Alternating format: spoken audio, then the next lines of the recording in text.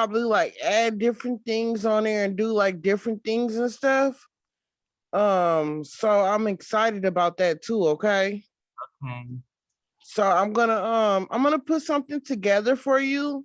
However, I'm gonna have it to you by Friday because I feel like you are advancing and I want to put something together for you a little bit more lengthier, okay? Okay. Are you fine with that? You Yeah. feel like you okay? And then what I can do is I'm gonna kind of mix it up a little bit. I mean, what I mean by that is like do some drawings and like some synthesis together, okay? But I ain't gonna do too much on you, okay? Okay. How does that sound? Good. Okay.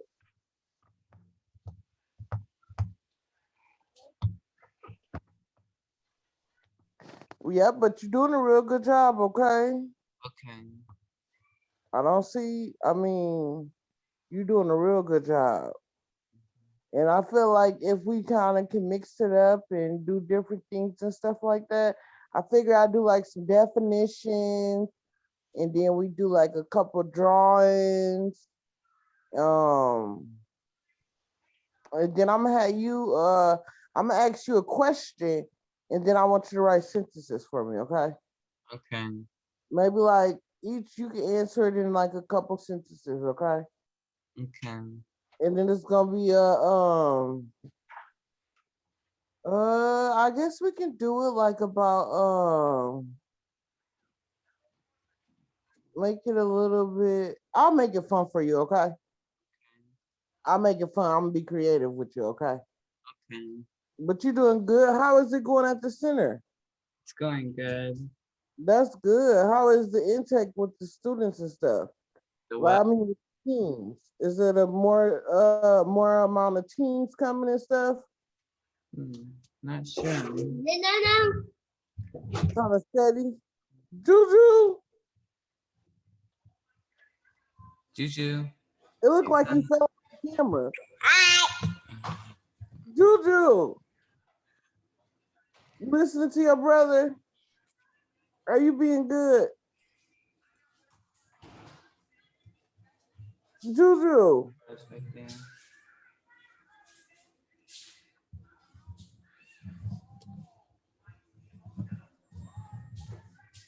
He's just relaxing.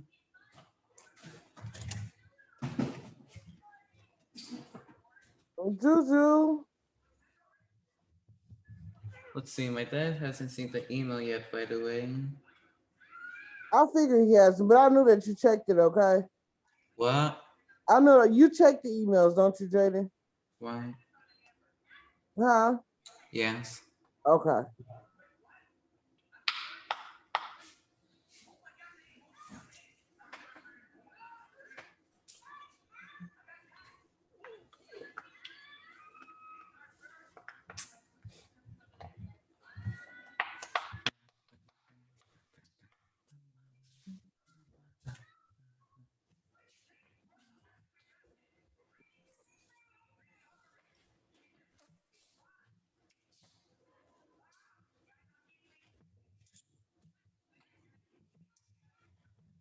And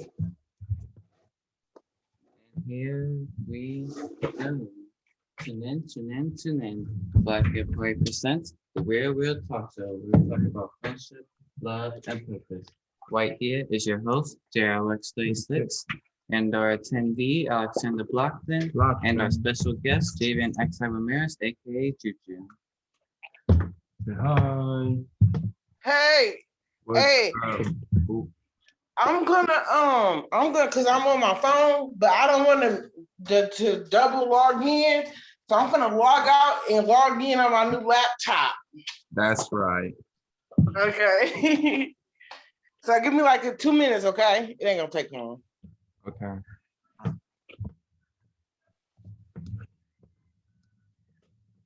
Jaden. So, her.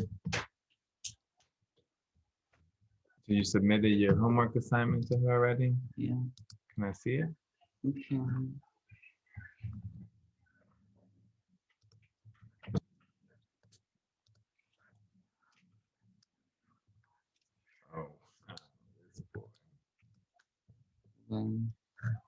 Just keep this in the background. Gigia.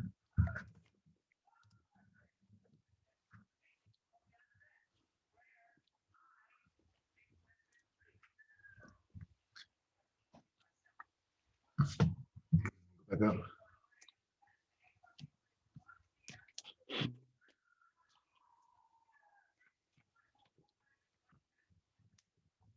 Gigia, be careful.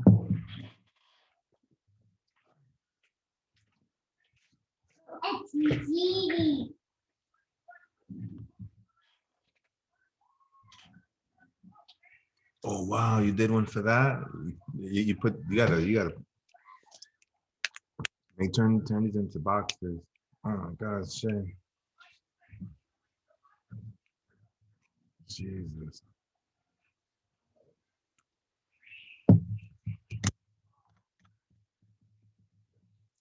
You can do this, like turn this into an animation.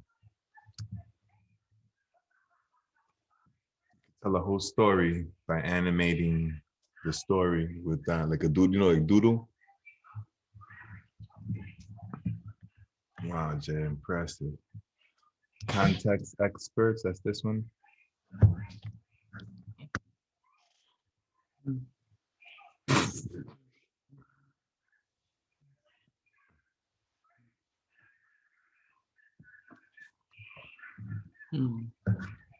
I guess that take Alexandra said in the email that she got a new laptop.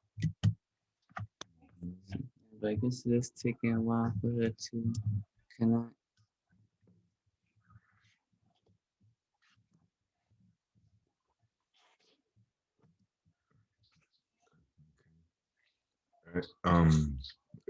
Upload these into the platform. And back everything up, Continue to back I need you to back things up, Jay. Because if something was to happen, like I'm cool because we got it all backed up, right? And then we got to put it on the blockchain. So.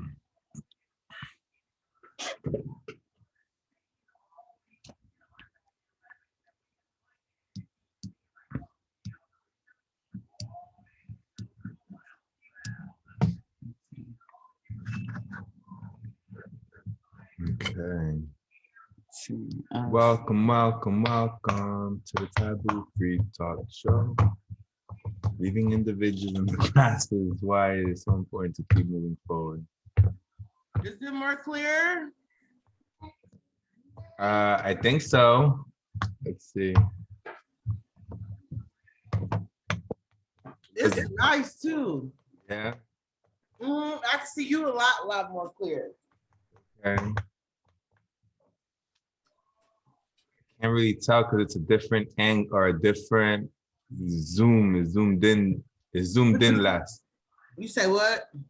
Oh, hold up. I got it on small screen. Okay, it is much clearer, I think. It is. That's right.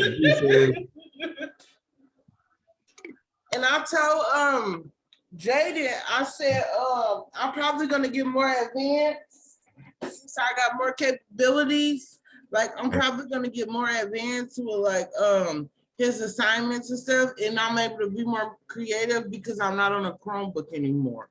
And he said he's fine with that. Okay. I'm looking at what he turned in. I'm such a fan of his.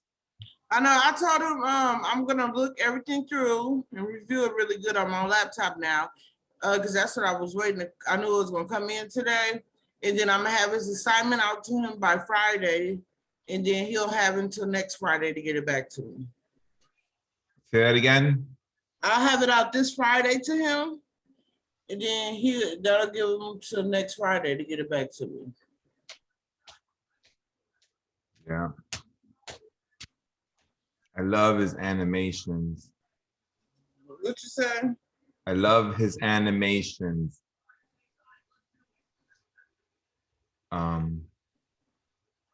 So I'm reading at like the visuals that he got for I'm looking at the visuals.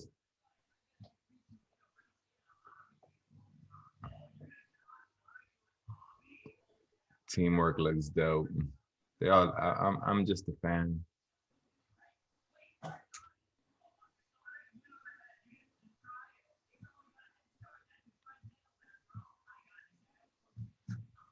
Okay. I'm back.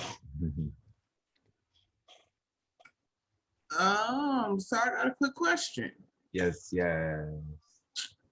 Tonight, I decided to flip the script and do a little emotional intelligence on you. Let's do it. Okay. Let me get my notebook. I figure that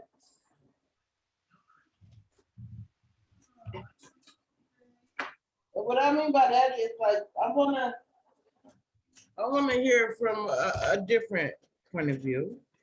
Okay. Um,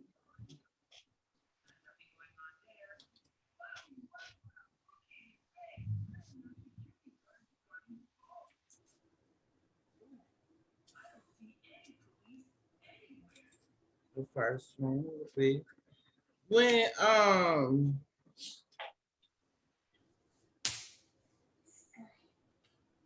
what do you think about emotional intelligence in a professional setting? Well, I don't think there should be a difference between settings. However, I do understand that. So let me back up. Maybe I need to ask the question in like a different way. But I'll let you go. So By you talking, you know, you can help me engage better. yeah. So when I was going through Youth Build, I learned about something they call code switching. Have you ever heard of that? It's called what? Code switching. So I'll tell you about it. So I learned about it going through Youth Build, and it's a strategy that individuals teach other people, but it was being taught to young people as a strategy on how to be successful in the workplace. And the idea is that you can switch up your behavior depending on who you're with. And this is what that means. That means that you could be hood at home, and then you could be formal at work. And let me give you an example. You could talk slang or Ebonics at home, but when you're in a professional setting, you switch and you speak more formal. Right. You could dress fashionably when you're at home, or when you're in a professional setting, you could switch it up and dress according to your job or whatever, you know, dress more accordingly. So like if you like baggy pants, maybe you can wear baggy pants on your own time, but when you go to the workplace, you shouldn't really wear baggy pants.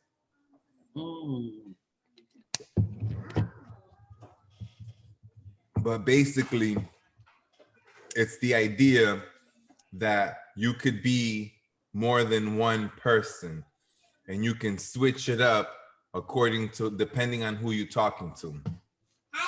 So that's called code switching. Code switching was being taught to, they used to call them at-risk young people. They've called them disenfranchised. They've called them disengaged young people. The more popular one, or they've called them at promise, trying to make it more positive. They've called them opportunity youth. That's the one that I kind of like. That's like the latest one that I heard. So young people that have been disenfranchised, disengaged, disadvantaged, et cetera, were being taught by nonprofits, by leaders of nonprofits, the art of code switching, or the idea of code switching, and it's what I explained to you. Okay, so the reason I bring that up when it comes to how do you apply this at the workplace is because after learning about code switching and being naturally good at code switching, because I didn't think that I was code switching, I thought that's just what it is that you do. I rejected the idea, and I'm glad that we're talking about it, because I don't remember being conscious or fully conscious of why I did what I did. I started cursing at events. Like I stopped wearing a tie. Like it's like I did the opposite on purpose. Like now granted, I already speak formal, like I already speak pretty formal. So it's not like I switched much on how I speak, but what I did, I was speaking authentically. I was speaking from my heart. And because of the topics, I wasn't censoring myself. So I was like, okay, if I wanted to say that word, I'm going to just say it because I thought about it. So I'm going to say it. That's the word that I was trying. Oh, Juju, you just messed up my water. I'm going to just say it. So then the way that I reacted to code switching was I went against it, and then I did it in a major way. So it made a lot of people uncomfortable, but it increased my engagement. People were gravitating to me much more because they felt that I was expressing myself more authentically. They liked the fact that it didn't look like I was holding back because I was in a certain group or a certain room. Like when I went to the White House, I didn't even wear no tie. I had like like, did they even have a collar? Like, I think it was like a collar shirt. It was like a dress shirt almost, but no, like it had like a cut or something. It didn't have no tie. So more like simple casual, like something casual. It like a nice material, like a different kind of fabric with a collar, no buttons, and an opening. So it looked kind of formal, but it didn't have no tie. And it was me rejecting the idea of code switching. It was me saying, accept me as I am. Like, this is who I am, accept me like this. Like, I'm not gonna switch for you. Like, I don't have to switch for you, And what it did is, I was able to connect with all those young people that don't want to switch, that feel like they are fine the way they are. So then I say all that because code switching is something that is promoted and talked about in nonprofit circles. And I think that a lot of the leaders aren't aware of the negative impacts of it, because what it says you're not good enough. Like, and not everybody might receive this message. You know what I mean? Like, maybe, like, for instance, you can be taught code switching and you'd be like, well, Julian, I don't feel like that's what it says. That's cool. You don't have to, but I did. I felt that. And a lot of people that I know felt that. I understand that maybe not you, but a lot of people that I know felt that. So it was a way of me standing up and showing support for those that don't want to change for other people. So and then this is, now let me go deeper as to what I mean as to why for me it shouldn't have to be different. So when I was going through that journey And man, this is such an important thing to talk about. This is like a very important topic within nonprofits because a lot of our young people, a lot of our friends and family are acting, and when they put this act, with sometimes the dancing pony show, what do they call that? So when they're acting, they're not coming off as authentic. They look fake, and this is when you got people be like, man, you look fake, you change, so you're not the same anymore. Now, granted, this goes to the idea of fixed mindset and growth mindset, and that's another conversation. I don't want to go too off base, but it's connected. But part of my journey was about being one person. Like, I don't want to have to wear a mask. Like, so it feels like when I go to work, I gotta put a mask on so that I could be accepted. Now, what does that look like for a woman? Or I'll say a woman, but let me not gender it because it could be, I guess it's not, let me gender it and then we can ungender it. So some women feel like they gotta straighten their hair so that they can feel more accepted at work. They feel like they gotta wear high heels so that they can be more accepted at work. So what I'm saying is, no, you don't gotta get your hair straight. No, you don't gotta wear high heels. Like, be yourself. Like, if you like to wear your hair natural, wear your hair natural. If you don't like to wear makeup, don't wear makeup. Just because all the other women are wearing makeup at the professional meeting don't mean you gotta wear makeup too. You know, because code switching would say is, you know, do what the rest of the group is doing, like fit in. You know, because then, for instance, if a woman doesn't go to a woman's meeting with makeup, okay, like I'm not even gonna bring up them. Okay, let me back up. I was about to bring up a couple that are getting dragged all over the internet right now. So let me not even add that. But anyway, okay, we're gonna leave that alone. Yeah, but the women are judging a woman because she's not made up.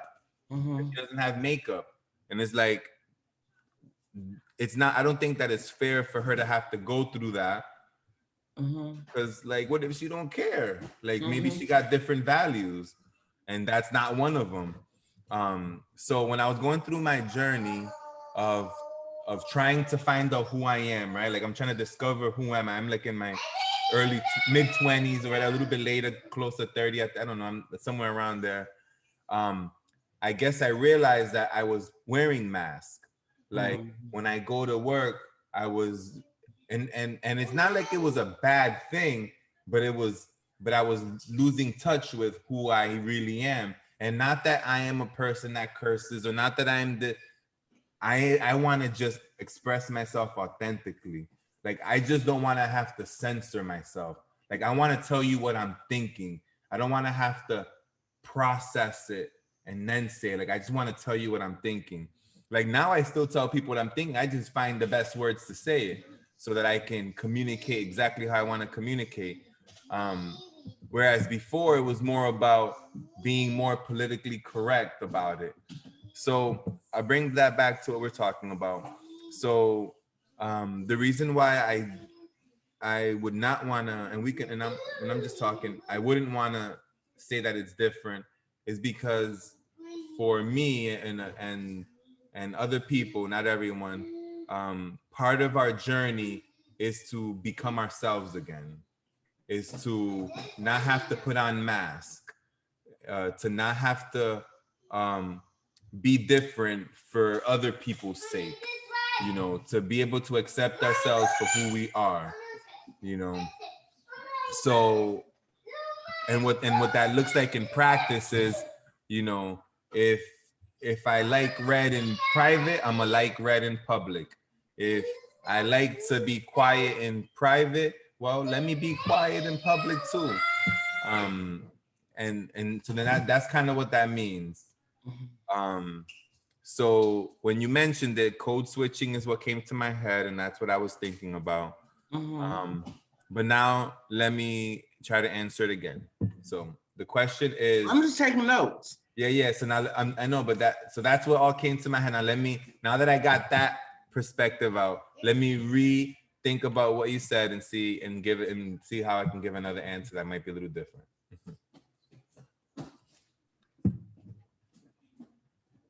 Okay. How would empathy look like in the workplace? Is that what it was? Mhm. Empathy, Emotional intelligence. emotional intelligence. Okay. Like give it, because emotional intelligence is such a wide range. So it's like we're not just like from your point of view and your perspective, you can give examples, just anything. I want to engage in more of a conversational because I've been doing, reading and stuff. I still have some of the book left, but I don't want to rush myself with the readings on it. Because I'm not taking my time, is that I'm not going by like a time limit, and I'm already like in the middle of the book, but I'm getting some very good information about it to the point where I'm learning about it's helping me learn about myself and look at myself a lot more. And I've never really came across a book that made me say, well, Alexandra, how would you handle this situation? Or how would you do this? It got me asking myself questions, but it has me asking myself questions like in a very good way.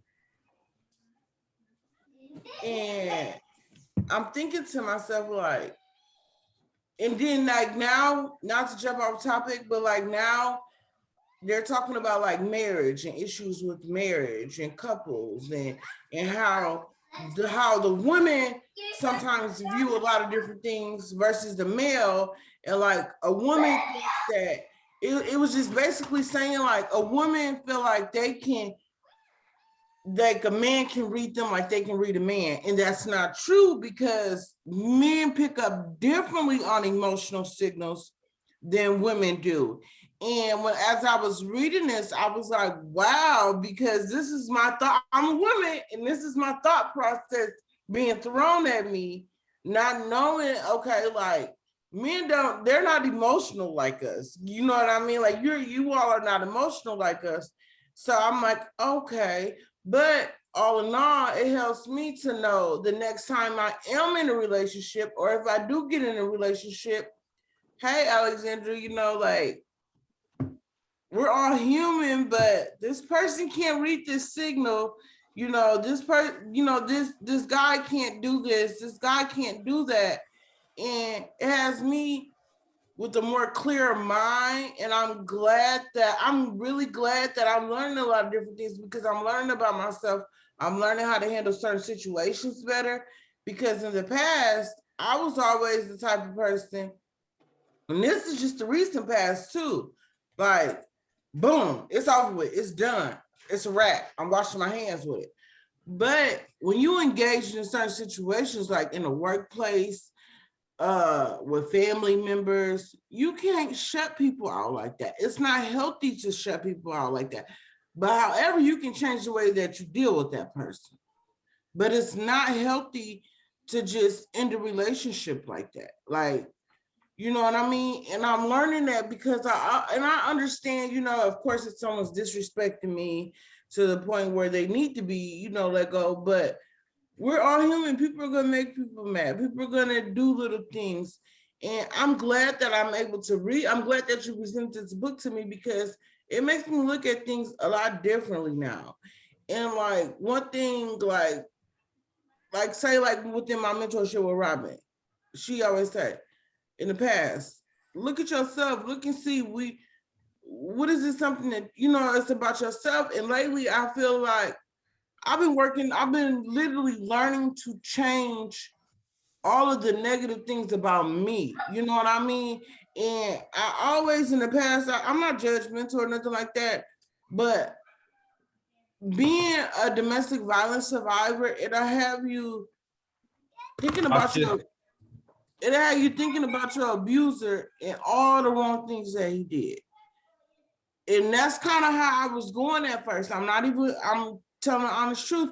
And then I thought to myself, this ain't about him, this is about me. I don't care about him no more. Like he's not in the picture no more, because my mind will drift back in the past sometimes on top, but I guess that's just, part of, my experience.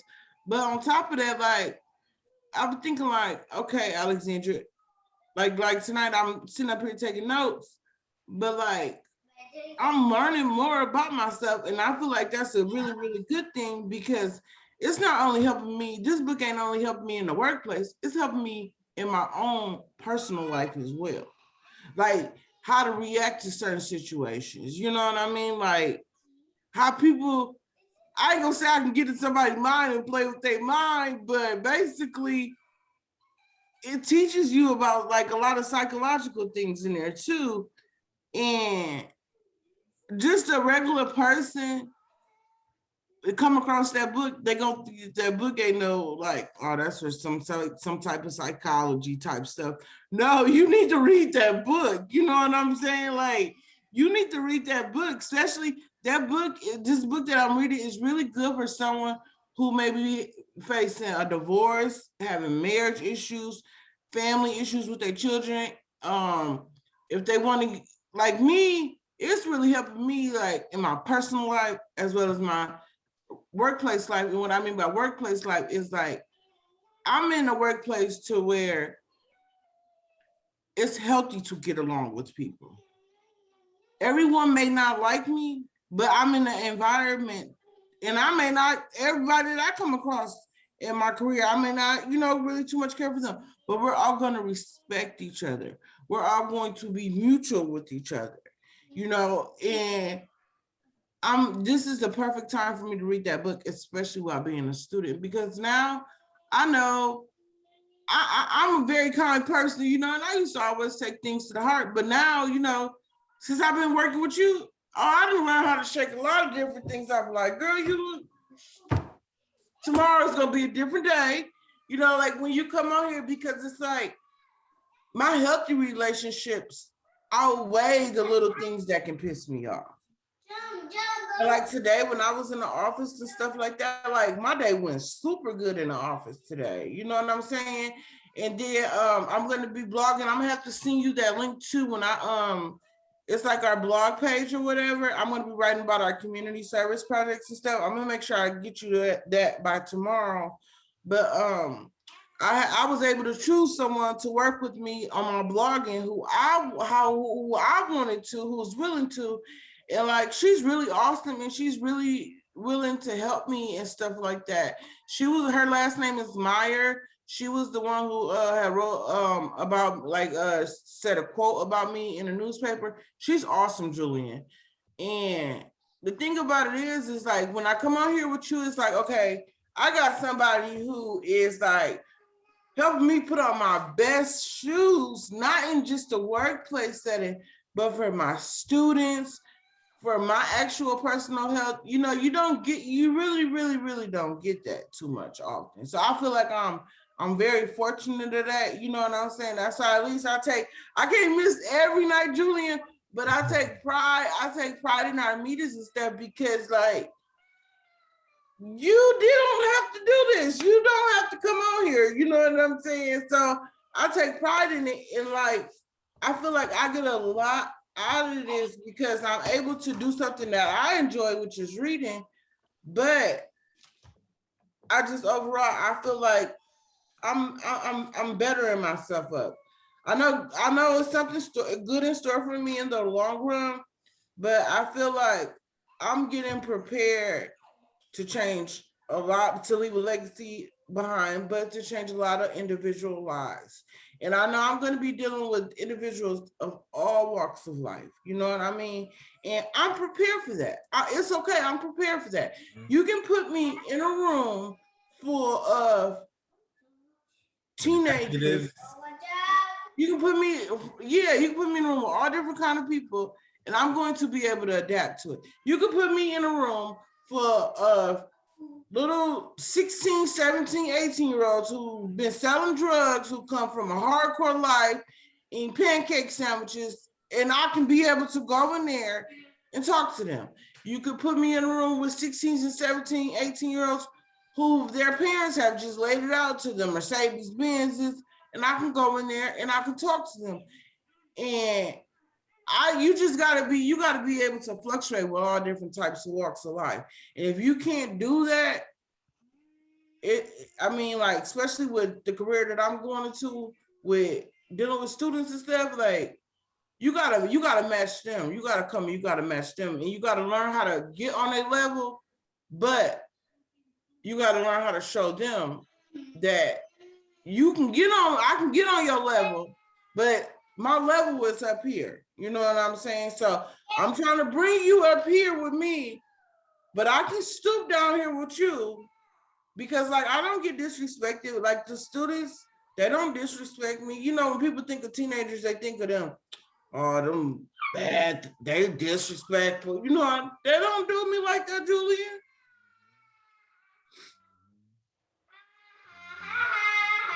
Okay. So look, after hearing everything you said, let me speak on it, and I want to start by saying this, then I'm gonna just jump along. So everything that I say and do from the beginning of our talks is on purpose. Nothing is an accident.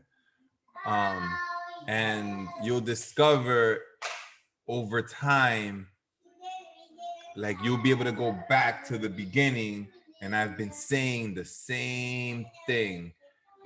And it just may be coming out in different stories or in different analogies. And what that means is that, and then you see how I say everything is connected, everything is connected. So everything is connected. And what you did and something that I've done, and this may be a consequence of trauma, of going through something. You know, you went through your own, I went through my own, whatever that means. But we build compartments in our heads. We build different rooms. And like we got the closet, you know, I've kind of spoken about, you got a closet, you got a living room, and you got, so we do that with how we show up for other people. So like when you show up at work, you put on a certain uniform, you know, and you enter a different room. So you go into your head and you find, okay, so whenever I'm at work, I'm gonna be talking from my living room. I'll never go into my closet because they don't need to know what's in my closet. They you know, it's like I'll talk to them from the living room. Oh, but this coworker is really cool, so maybe I'll walk into my bedroom and I can share my bedroom, but not my closet. No one gets to see my closet. But what happens is all those walls are illusions. So there are no walls. And when you feel confident, when you feel your best, when you feel invincible, you show everybody your closet, you know, and there is no difference between professional development, personal development, like all that goes away, and then you are just who you are, and people see everything. Now, and then, so then this is what that means. It's hard to do that for many reasons. People can't handle that. And people don't know how, and people don't know what to do when they got that. So the people that don't share their closet and you share your closet, that makes them feel very uncomfortable because they wouldn't share that.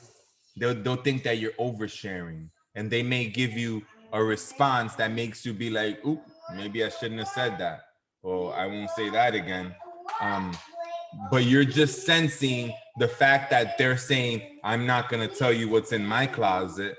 Like, I hear you, but you're not gonna see what's in my closet. And then we're talking about emotional intelligence, right? So emotional intelligence for me is about connecting with others by connecting with yourself. So the higher, the more in, okay. Have you seen pictures of Albert Einstein, right? You see how he used to take care of his body? Like his hair be wild, and there's like a pattern to people that are highly intelligent that is like they don't care about their appearance. It's like they're just super smart, and like they're not paying attention to their, like, I hear, for instance, let's say even Steve Jobs. Not that I don't know if he was a Like you think of like this nerdy kid who got on this wrinkled button-up shirt with these pants that flood, but he's like the smartest kid. Like you put him in a classroom under some scientific reading stuff, like even in school, like that kid you think that that look like, but nowadays students flock to those type of students and they respect them off of their intelligence. See, in the past, you see movies about them getting bullied. Oh, not in today's society. People respect that. Mhm, mhm. So, but the opposite happens for the emotionally intelligent. See, the emotionally intelligent is going to be slacking in other areas. Maybe like, see, the emotional intelligent person might be very well dressed. However, they're going to be awkward in other areas. And usually the area they're going to be awkward in is sharing. They're much more likely to share personal information that you would be like why would you say that? Like, and the reason I'm saying this is because there's a confidence that comes with being emotionally intelligent. When you're emotionally intelligent, you're not scared of other people hurting your feelings. You see, so it's like I can say, oh yeah, me and Betsy are not compatible. Yeah, we get along really great. We're like best friends. And people don't understand that. Like, okay, how are you not compatible, but how you guys get along so great? Like, but if I was concerned about people judging my relationship or judging me, then I wouldn't tell people that we're not compatible.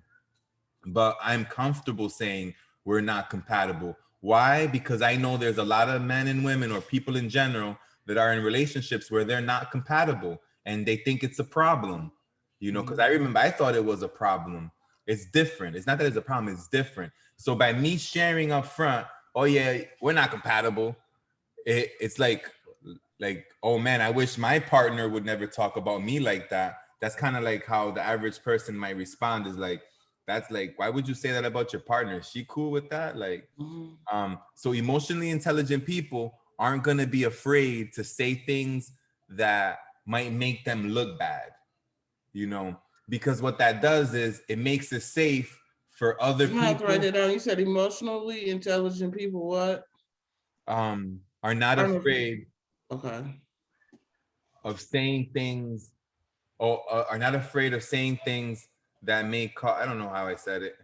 They're not afraid to open up around people. Like, Right, yeah, they're not afraid to open up around people because they're not afraid of people's reactions to it.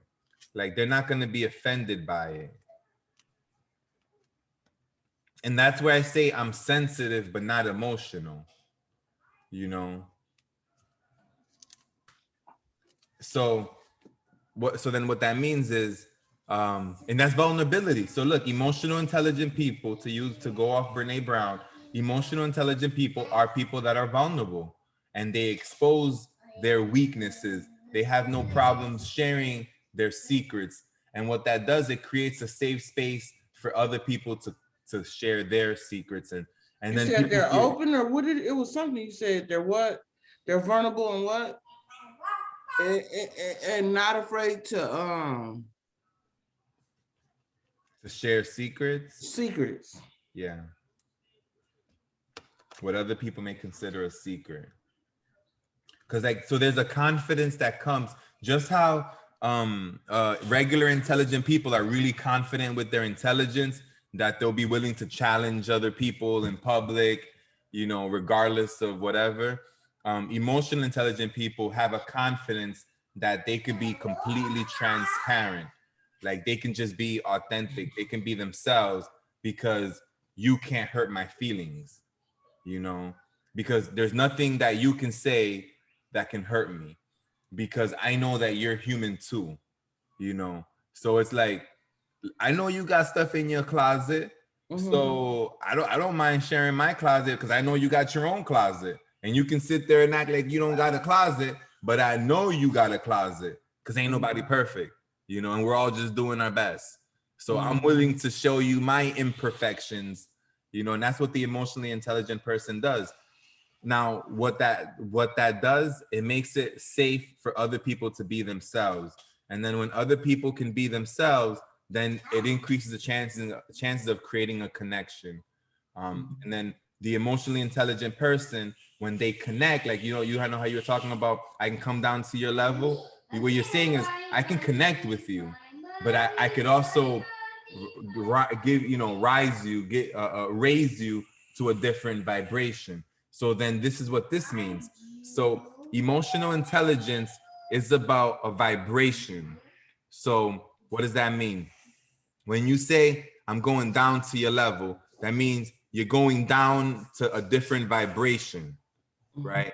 You're saying, listen, I can be at the vibration of purple, but if I need to come down to the vibration of red, I can do that. But you also should know that I can help you leave the red vibration and come up to purple. And that's essentially what the emotional intelligent person does. They're able to connect with people where they are. And then if that person gives them permission, then they can be taken up. Now, what does that mean in practice? What that means is that if there's someone that's suffering, which is causing them to want to keep secrets. So think about yourself, and this is the way I look at it. When I went through certain traumas, it closed me up. I closed up, but being closed creates a different kind of suffering because now I'm not connecting. So now my heart is not open. I'm not able to receive love because I'm not sharing love. So then I'm not vibrating at my highest frequency. So then being able to open up then allows you to rise up. And then the person that is open is that purple frequency. They're open, they're loving, they're caring, they're being empathetic. And then they meet someone that's not so open, that's maybe, let's say, in red. Then by the person in red seeing this person like with all open, it gives them permission to open up. And then in opening up, they can raise their vibration, which is really forgiving yourself and forgiving other people. And then once you're able to forgive other people and forgive yourself for whatever it is that you've done to yourself, then you can go higher to another level. And then you can be in a position where then you can go down to people's level and raise them up. So, and to tie it all together, you know how we keep talking about climbing to the top of the mountain and having your superpower and then coming back down to bring people up, like that pyramid that we talked about. So the idea is that once you gain all your strength, then you have a choice. And then the choice is, who do you want to serve? And then for me, I've made the choice to serve the people that are suffering the most. So then that means I want to go really, really, really low. Now, what happens is people can only acknowledge the vibration that they're at. So if you're low, it's like you can't really see up. You can only see in front and down. So someone in a high vibration has to come down to your level. So they have to see you at the level. So for instance, when I was cursing, that allowed me to come down to a certain level where other people can now see me. Because when I was speaking too proper or dressed a certain way, they couldn't see me. They were judging me. So then when they saw, oh snap, this person is being real and he's in a position that looks like he has some sort of power or authority or influence because he's the one giving the keynote speak or he's on the council. So he has some level of influence and he's acting like this. So then they're able to see themselves in someone that has some sort of authority or influence that maybe they would like. So for me, coming down to this level was like, I can speak your language. However, if you listen, then I can help you rise to a state of being where you could be more happy. Because I know it's not happiness down here. Down here is this is a place of suffering. This is a place of struggle. And if you're able to open up and forgive yourself and forgive other people and Mhm. practice empathy and become emotionally intelligent, self-aware, etc., then you can rise up and feel good, you know. So that's kind of like the way that I see it, you know, with the way, with everything that you were saying, like, it's like emotional intelligence is about being able to vibrate at a frequency that can bring healing to others, and really is being able to like be the kind of person that allows other people to be safe, to be themselves, and then they can connect with what they see in you, which is what they should see in themselves, and then that's that touch of divinity, that godness, goodness that is in everybody, you know. Mhm. So yes, I think that's why I think that everything is connected, because like, so what this book Emotional Intelligence may be doing is showing you perspectives on how to connect with other people, and being able to be more empathetic, because when we're more empathetic, when we're more considerate, when we're more patient, tolerant of other people, then those people will open up, and they will naturally rise to the occasion, you know, over time. So Yeah, I'm glad that I was exposed to that book. And I feel like, you know how you read a book and you feel like, you know what, this ain't gonna be my first time coming in contact with you. I think I'm gonna read you, end up reading you again. It's the type of book like I could go back like 5 years from now and be like, and you'll get more from oh, it, right? I think I need to read this book again. I think it's time for me to read this book again. And it aligns really good to me though, especially right now with my spiritual life too, Julian, because it's helping assist me take more control of myself. Like I'm the type of person, I do take things to heart, you know, because I'm a kind person.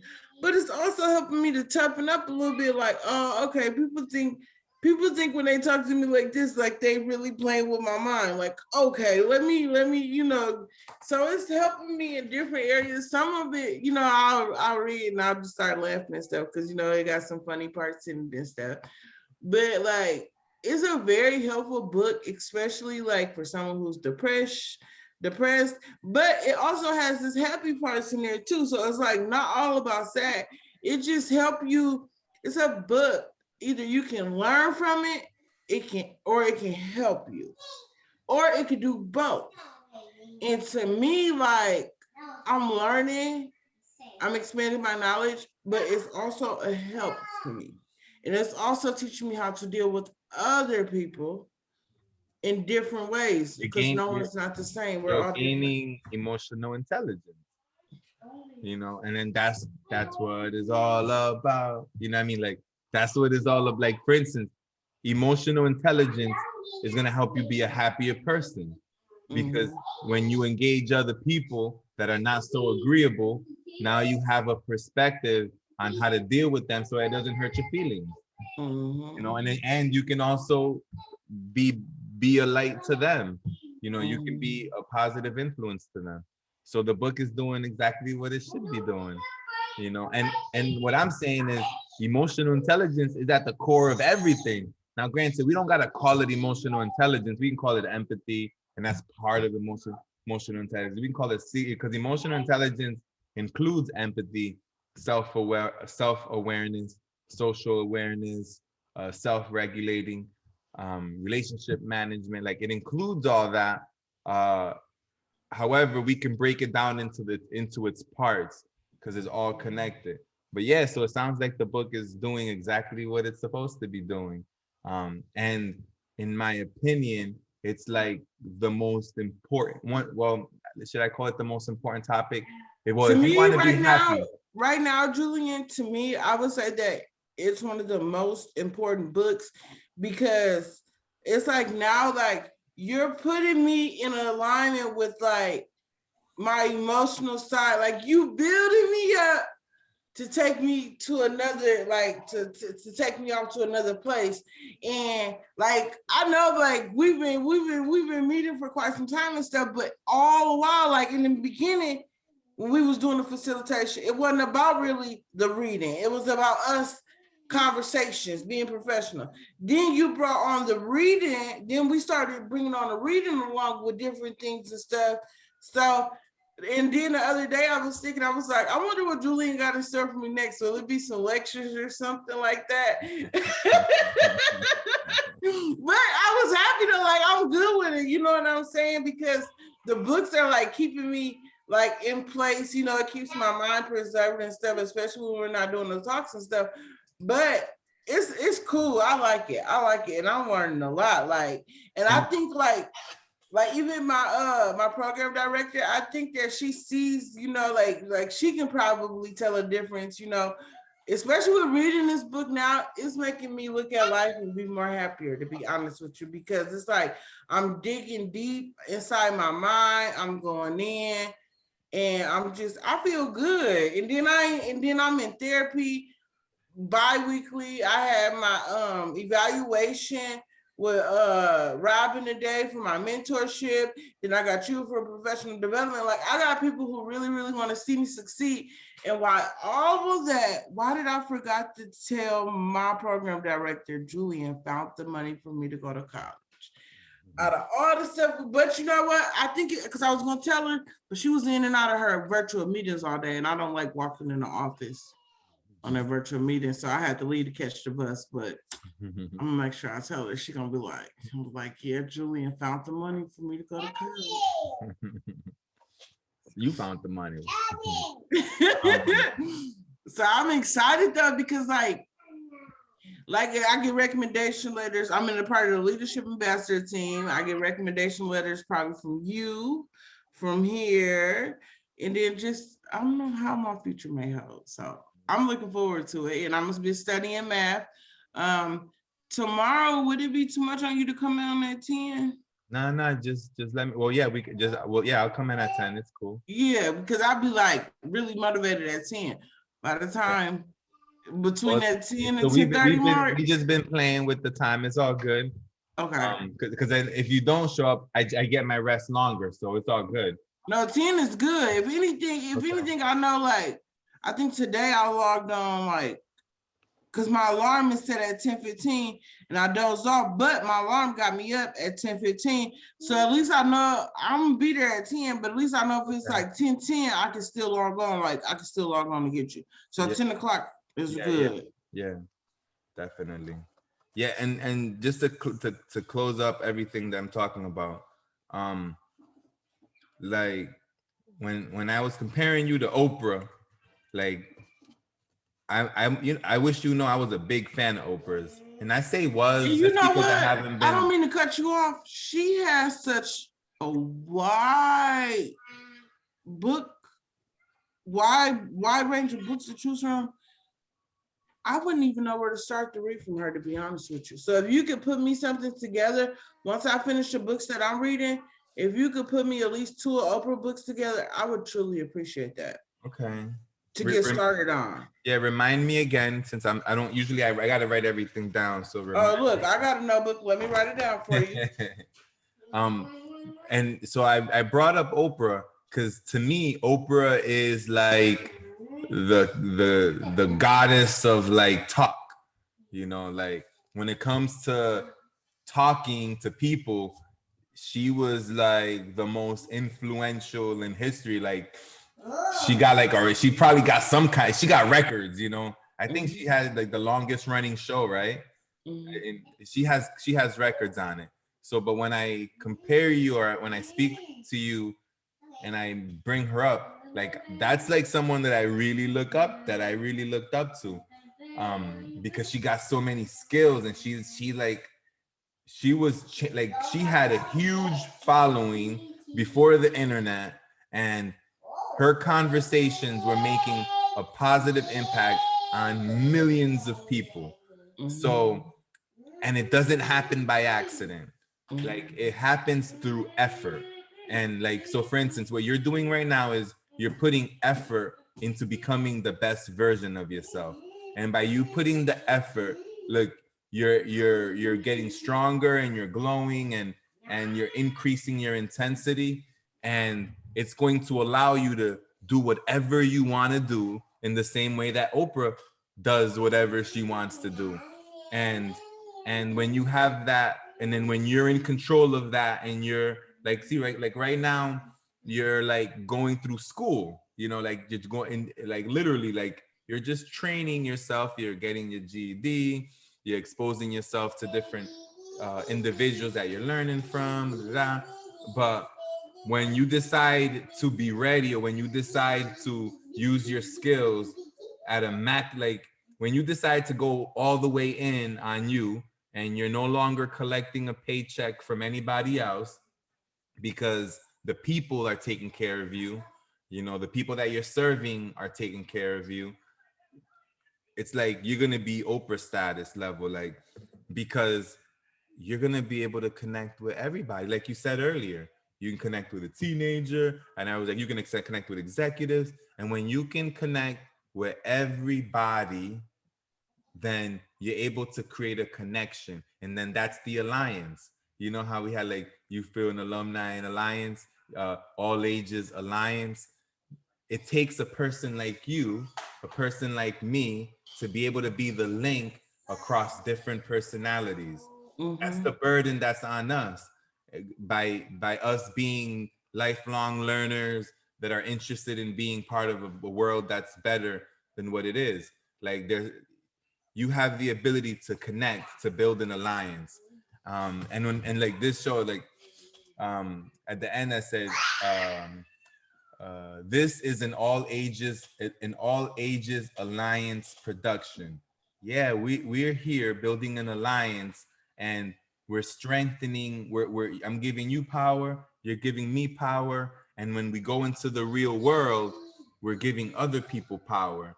And at some point, we're all gonna get connected, and you're gonna be a face of it. I'm gonna be a face of it, and we're gonna have the skills, and we're gonna have the glow to match the face. So I'm excited about all these sessions and talks that we do, because like people are gonna binge watch these, Alexandra. They're gonna just want to see us talking. They're gonna be like, okay, let's see what they was talking about. Look, But it's like cool, like when you can think back, like when we can think back on the other ones, like I remember like around like when I was visiting my family around like Christmas, like we were having fun on here, like we was on here yeah, kicking it. And it was me, you, I can't forget Camille, I won't forget her Daniel, name because that's my Camille, sister's name. Daniel, Camille, Camille. Daniel, you know what I mean? And then imagine when we do start going live. Now look, I'm already ready. I got my laptop. And I ain't trying to get you up to go live yet, That's but I'm right, ready that's to right. get it busted. I'm ready to get it going there. So We getting there, and that's gonna be a whole other level of fun too. Like, and then look, and you see, I'm dragging my feet. Like we say, or I say, yeah, we can get other people to. I don't want to tell nobody else to come on. I enjoy it being just me and you, or like talking to myself or whatever, because I'll leave the other people to when we go live, you know. And then every now and then things will happen where you know, we could bring someone on, but big picture is I like this. I like, and people are gonna want to watch this. The people that are a fan of you, the people that are a fan of me, they're gonna want to watch this, and they're gonna be clean. Oh look, while we're talking right now, there's somebody, I see you over there, you cleaning the house, and it's like a Saturday morning. And you got us in the background where you just listening to us, because you don't really got to pay attention, right? They could basically is like what people are gonna realize is they can just eavesdrop on our conversation the way Betsy been eavesdropping, but Betsy sleep right now. But in the same way that like Betsy been eavesdropping, or maybe your son is walking in the background and he can probably hear me every now and then. Like people can just do whatever they're doing and kind of put us in the background, and then they might catch some gems just by hearing us talking. And then they might be motivated to go pick up the books that you've been reading. You know, Yeah. and Because have I, to- I got a list. I've been keeping a list of all the books that I've been reading. yeah. And then eventually we're gonna go over them more in detail, like with put notes on them. And then people are gonna want to like watch the video, us talk about it a little bit, read your notes, read it themselves, and then do their own video talking about it. And then possibly send us video questions so that we can answer their questions based on what they understood about what they saw in the book, so it's cool, it's fun, it's all good. So yeah, thank you. I'm gonna finish reading the book and just continue to take notes while I'm reading.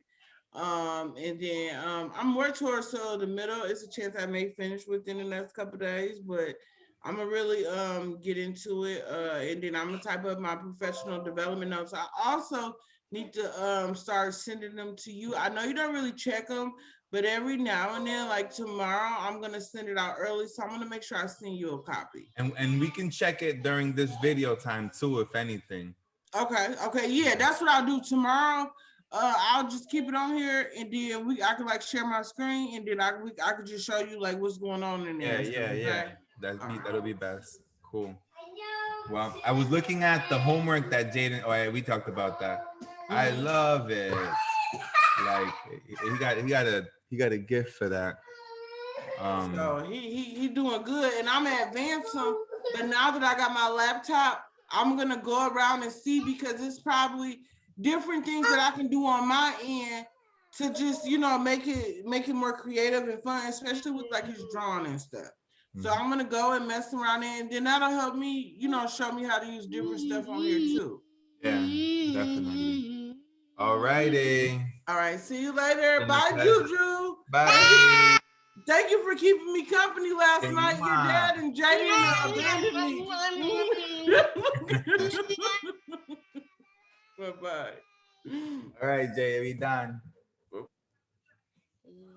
Oh, where'd she go? Where'd she go? It's just you and me. Oh, Daddy got orange pants. Daddy got orange pants. Daddy got orange pants. Where'd he go? She's gone.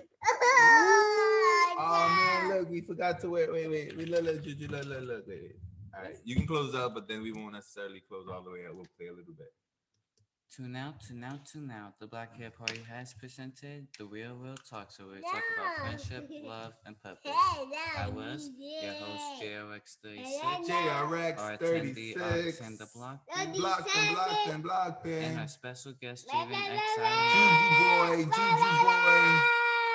We will see you tomorrow night at 11:30, 12:15, or whatever time.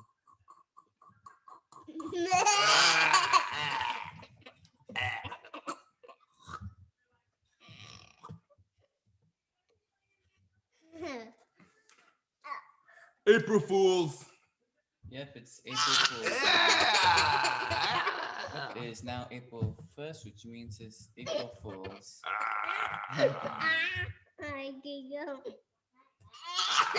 Jaden, let's just go ahead and share this.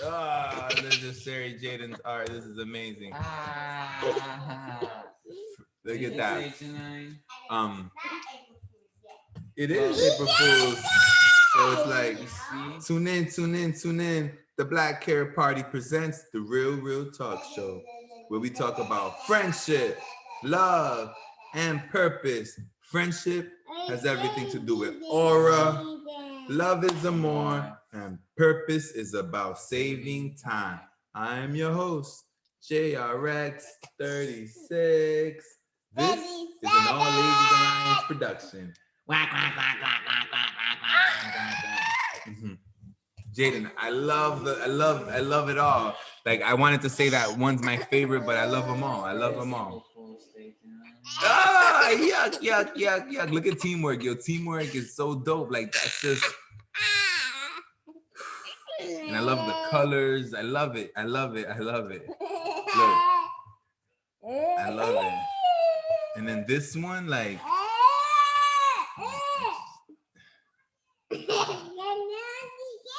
this is it. Like, this is This is so cool. Like, so I really like that you know how you got that save right there? Like I like that as one of the images for our save time. So you can put this in the mailbox of save time, okay?